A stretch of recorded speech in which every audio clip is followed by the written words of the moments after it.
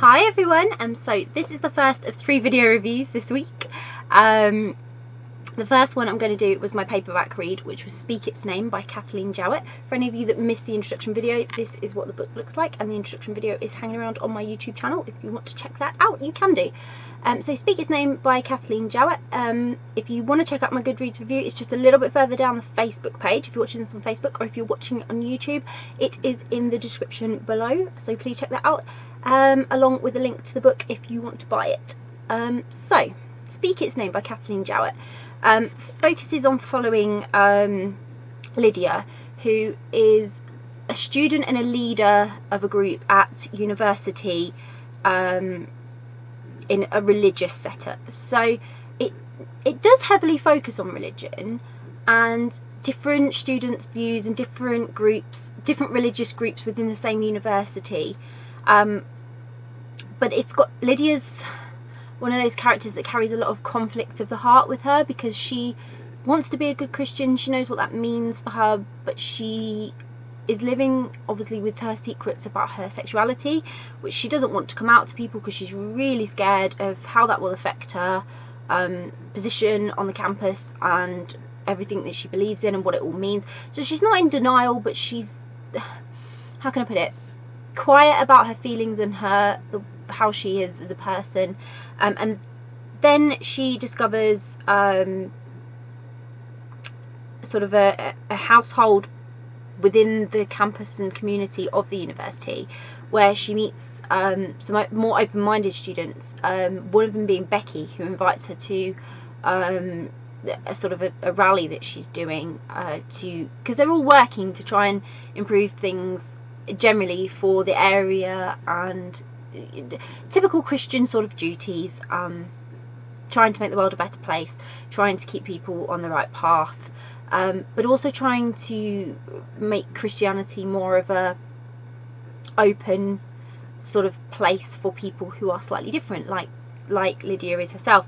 And that's where she meets Colette, who is quite open about the fact that she's bi, and they start forming a friendship and a bit of a relationship. And it's very rocky to begin with, because like I say, Lydia's not quite sure she wants to tell everyone. She's not sure of the consequences. Anyway, when she starts coming out, obviously there are consequences. There are a lot of them actually, and she goes through some quite tough experiences in this book while she's finding herself, because that's ultimately what she's doing as well. She's allowing herself to be her. So she's quite happy to admit she's Christian, she's gay, and there's nothing wrong with that, and that's really good. It was really good to see that being sort of portrayed and stood up for. Really unique angle, and like I say, it did have a lot of Christian reference in it. So but it wasn't hard to understand if you're not familiar with those types of things, or with the Bible or anything. It's all nicely explained in there for you and laid out, and the characters are great. There's a whole cast in there of characters who were all involved in different ways, but the main story focuses on Lydia and Colette, because they're the ones who they're sort of finding each other and building a relationship, which is really sweet. And it was an interesting